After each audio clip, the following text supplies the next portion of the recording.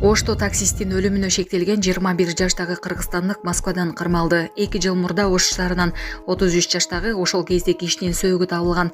Ички иштер министрлигинин маалыматына караганда шектүү аны жолдон токтотуп, Оштон Кара Сууга жеткенде эки уруша кетишкен. Кыз учуудан кийин ал таксистке бир нече жолу бычак сайып, айдоочу өзүн куткаруу үчүн ошол тарапта жашаган жергиликтүү тургундун үйүнө чейин качып барып, кире беришке жеткенде көз жумган. Шектүү маркумдун машинасын Ош шаарынын Салиева көчөсүндөгү үйлөрдүн биринин жанына таштап, из жашырып кеткен. Андан кийин Россияга чыгып кеткени аныкталды.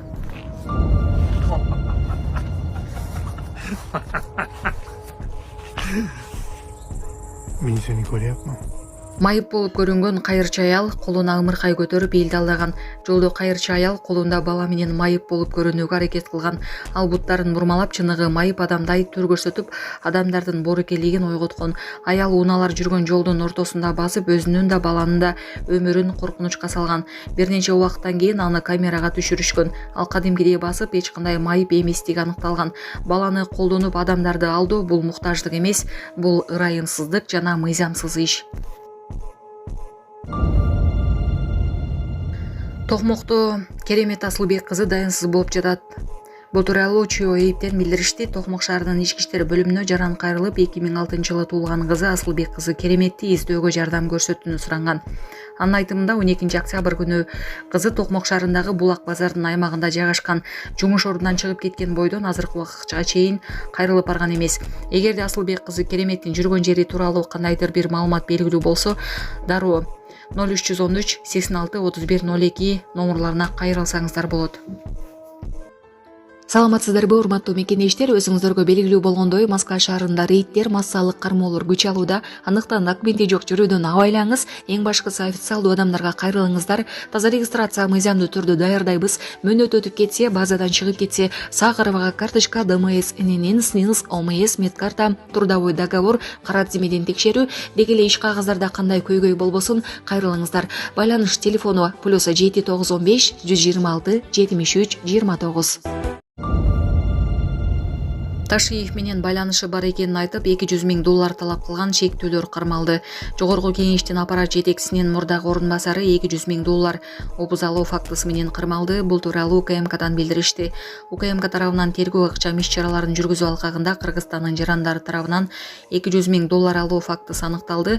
Аталган жарандар алдын ала макулдашуу боюнча бизнес өкүлдөрүнүн биринин ишенимине кирип, УКМК төрагасы Камчыбек Ташиев менен тыгыз байланышы бар экенин айтып, алдамчылык жолу менен УКМК тарабынан кылмыш ишин токтотуу үчүн $200,000 алышкан. Булак Серепкежи. Президенттин карындашынын колун сураган жигитке сот өкүм чыкты. Президенттин карындашынын колун сураган Автанис Сабырбеков анын бир тууганынын иши боюнча сот өкүмү чыкты. Маалыматка караганда ал курал жана ок-дарыларды мыйзамсыз жүгүртүү беренеси боюнча күнөөлүү деп табылып, 2 жыл 6 айга эркинен ажыратылган. Бир тууганы Тариил Сабырбеков прокурордун тергөөчүнүн же тергөө органынын ишмердүүлүгүнө тоскоолдук кылуу беренеси боюнча күнөөлүү деп табылып, 2 жылга кесилген. Экөө тең 2024-жылдын июлунан тартып соттун өкүмү чыкканга чейин тергөө абагында болуп, камактагы бир күнү 2 күнгө эсептелген.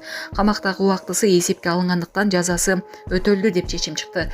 Сот бир тууганы тең баңгизатты психотроптук заттарды алардын аналогдорун сатуу үчүн мыйзамсыз даярдоо менен актады.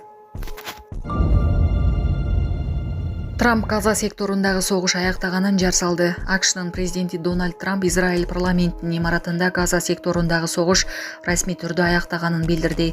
Ооба деп жооп берди ал журналисттин Израиль менен Хамастын ортосундагы согуш аяктадыбы деген суроосуна.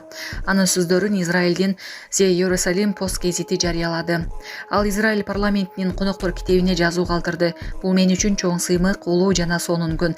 Жаңы башталыш деп жазды ал. 13 октябрда Трамп ок атышууну токтотуу боюнча келишим түзүүдөгү ортомчулугуна байланыштуу Израиль парламентинин пленардык жыйынында сөз сүйлөшү керек болчу. Согуштун аяктаганын ал өзүнүн учагынын ишинде да билдирген. 10 октябрга караган түнү Израиль менен Хамастын ортосундагы тынчтык келишими күчүнө кирди. Планы негизин AQShnын президенти Дональд Трамп түзгөн.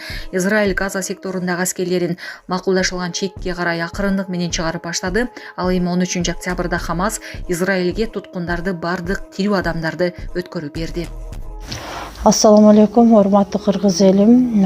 Биз ошо жол кырсыгына кабылып, авариядан кийин ошо балам оорукчан болуп калды. Балам жашы 4 жашта. баса албай, сүйлөй албай калган эле. Азыркы учурда кичине сүйлөп кыймылдап калды.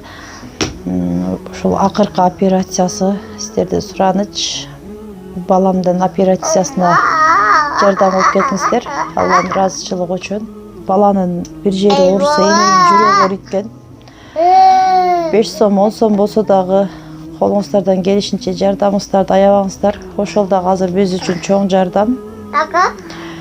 Биздин ушул акыркы операциябыз ушулда үмүтүбүз чоң. Балам басып кетет деген ойдомун. Балам башынан 3 жолу операция болгон. Башында аппарат менен, ошо аппарат менен жашап жатат. Кредиттер Мбанк 593 31 97 кымбат К деп чыгат. О деньги баланс дагы бар ушул номерде. Россия өлкөсүнөн котором дегендерге Сбербанк 7807 Кундузай деп чыгат, өзүмдүн сиңдим. Акыркы операциябыз кайдыгер карабастан ошо кыргыз элин колдоп жардам бересиз деген үмүттөмүн.